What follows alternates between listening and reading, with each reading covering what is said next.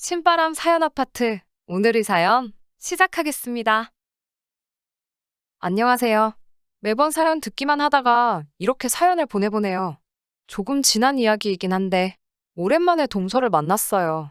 부쩍 살도 많이 빠진 것 같고 얼굴도 푸석푸석한 게 요즘 여간 고생이 많아 보입니다. 처음에는 이 동서가 무지막지하게 싫었어요. 조금 꼴불견이었거든요. 그때 당시 제가 결혼 3년 차가 되던 시절이었고 제 나이가 31살일 때입니다. 남편한테 1살 차이 연년생으로 동생이 있어요. 저한테는 도련님이죠. 도련님이 그때쯤 결혼을 하게 되었습니다. 동서는 간호사였고 그 사실에 저희 시부모님께서 동서를 꽤나 마음에 들어 하셨습니다. 간호사라는 직업 자체가 갖는 이미지가 좋잖아요. 봉사와 희생정신이 강한 그런 이미지요. 저는 아픈 사람 근처에만 가도 똑같이 아파지는 것 같아. 절대 꿈도 꿔본 직업군이 아니라서 그런지 저도 동서를 엄청 좋게 봤어요. 처음 도련님이 결혼한다고 동서를 온 가족들에게 소개시켜준 날이었어요. 간호사라 사람들을 상대하는 직업이라 그런지 아주 싹싹하고 부침성이 좋은 성격이었어요. 제잘제잘 떠들면서 동서의 주도로 식사 자리 분위기도 아주 좋았습니다. 그러다 동서가 저에게 언니는 무슨 일 하시냐면서 개인적인 것들을 물어보더니 제 가족들부터 해서 호구조사를 시작하더라고요. 저한테는 간호조무사를 하고 있는 여동생이 있는데 동생 이야기 들어보면 조무사라는 이유로 간호사들한테 무시를 많이 당한다는 말을 들어서 제가 외국계 회사 다니고 있다는 사실만 밝히고 제 가족과 연관된 다른 질문에는 되도록 대답을 하지 않았어요. 제가 외국계 회사를 다닌다고 하니 회사 이름이 뭐냐, 회사는 규모가 어떠며 위치는 어디냐, 이런 사소한 것들부터 거기서 무슨 일을 하시냐, 심지어는 제 연봉이 얼마인지 물어보더군요. 제가 얼마 받는 것까지 처음 보는 자리에서 물어본다는 게 조금 그래 보이긴 했어요. 사실 제가 받는 연봉이 적은 편이 아닌데 어디 가서 돈 많이 받는다고 자랑하기도 그렇잖아요. 그래서 대답을 안 하고 그냥 넘기려고 했습니다.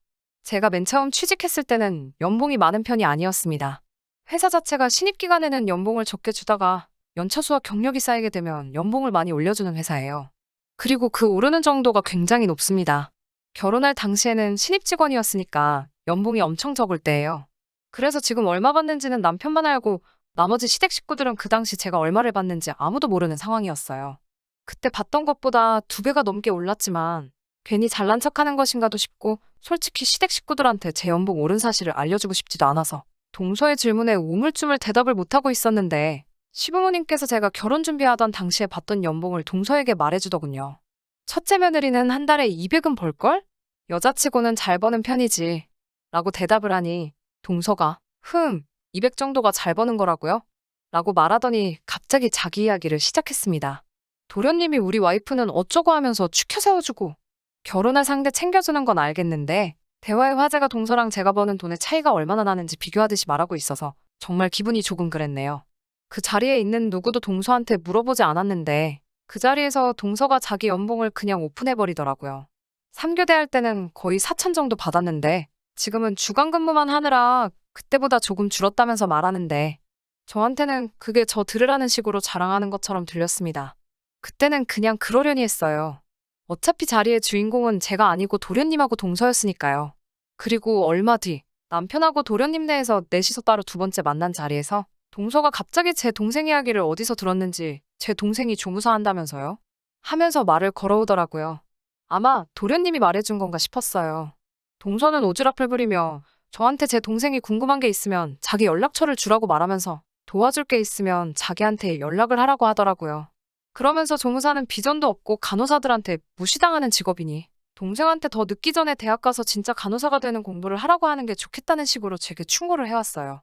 그러면서 간호사 되기가 여간 힘든 게 아니라면서 자기가 얼마나 피 터지게 공부했는지 주구장창 설명을 늘어놓더니 일반 사무직하고 자기가 하는 일은 차원이 다르다는 식으로 말을 하더라고요. 일반 사무직을 하고 있는 저를 앞에 두고 그런 말을 하고 있으니 누가 들어도 저 들으라고 하는 식이었지요.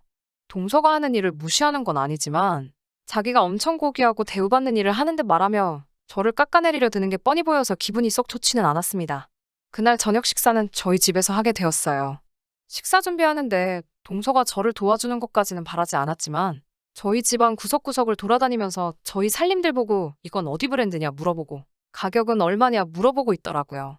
얼마 뒤 동서네가 신혼집 집들이를 한다고 저희 부부를 초대했는데 정말 저희 집에 있는 가전들하고 전부 같은 브랜드 같은 모델에서 보란듯이 한 단계 상위 모델들로 장만을 했더라고요.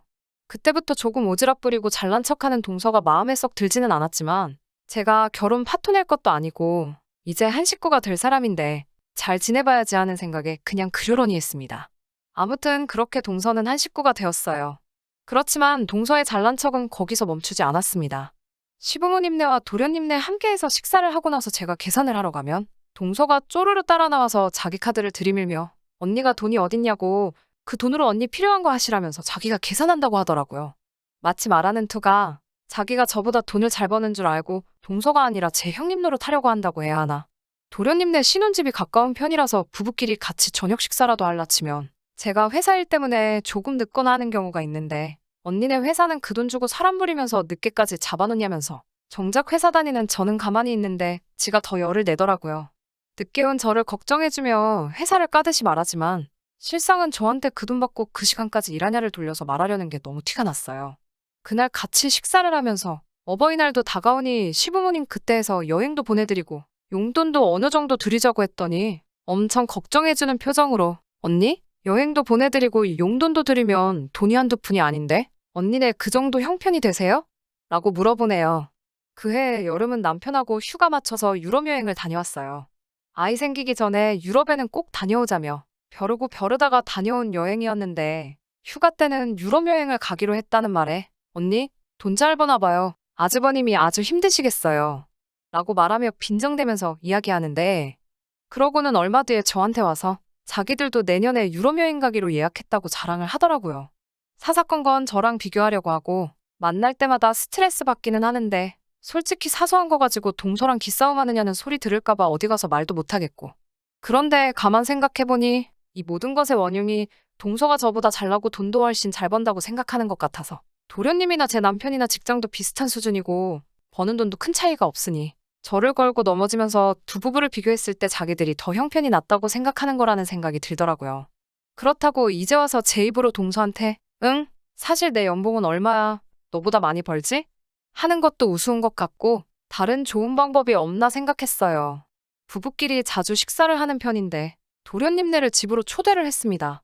일부러 음식 준비는 하나도 안 해놨고 서재로 쓰고 있는 방에 들어가 컴퓨터를 켜서 전년도 연말정산했을 때 받아놓은 원천징수를 켜놓고 9월달 월급 명세서도 같이 열어놨어요. 9월달 월급에 명절상여금이 포함되어 있어서 실수령액이 평소보다 훨씬 많았거든요. 전년도 원천징수도 비과세 제외하고 5천이 훌쩍 넘는 금액이었고요. 준비는 모두 끝났고 동서가 도착했을 때 아직 식사 준비가 덜 되었다고 하고 좀 쉬고 있으라고 말해줬어요. 동서 습성상 저희 집에 올 때마다 뭐 새로운 거 있나 없나 집안을 둘러보며 여기저기 들쑤시고 다니거든요. 일부러 서재 앞문에다가 이번에 새로 산 명품 가방을 걸어놨습니다. 예상했던 대로 동서가 이거 못 보던 거라고 언제 이런 걸 샀냐고 물어보더라고요. 그러면서 도련님을 부르더니 이 가방 얼마 정도 할 텐데 아주버님 또 큰돈 쓰셨겠네 하면서 저 들으라는 식으로 조절되고 있더라고요. 저는 그거 이번에 새로 산 거라고 급하게 음식 준비한다고 방 안에 둔다는 걸 깜빡했다고 동서에게 괜찮으면 방 안에 옷장에다가 넣어줄 수 있냐고 물어봤어요. 언니 형편에 이런 가방이 어쩌고 하면서 방에 들어가면서도 꼭 저 들으라는 식으로 가방이 얼마인지 서로 이야기를 하다가 갑자기 두 사람이 동시에 말이 없어지더라고요. 아마 제가 일부러 보라고 켜놓은 컴퓨터를 보고 있었나 봐요. 두 사람이 방에서 나오면서 도련님이 저한테 와, 형수님 엄청 부자셨네? 하면서 왜 말 안 해줬어요? 라고 말하며 나오더라고요. 그동안 동서 자랑에 한마디 해줬으면 싶었던 미련퉁이 남편이 그제서야 도련님네한테 몰랐냐면서 돈 그렇게 벌기 시작한 지 한참 됐다고 아마 도련님하고 자기하고 합친 거보다 저 혼자 버는 게 많을 거라면서 그제서야 제 자랑을 해주기 시작했네요. 동서는 그 상황에서 아무 말도 못하더라고요.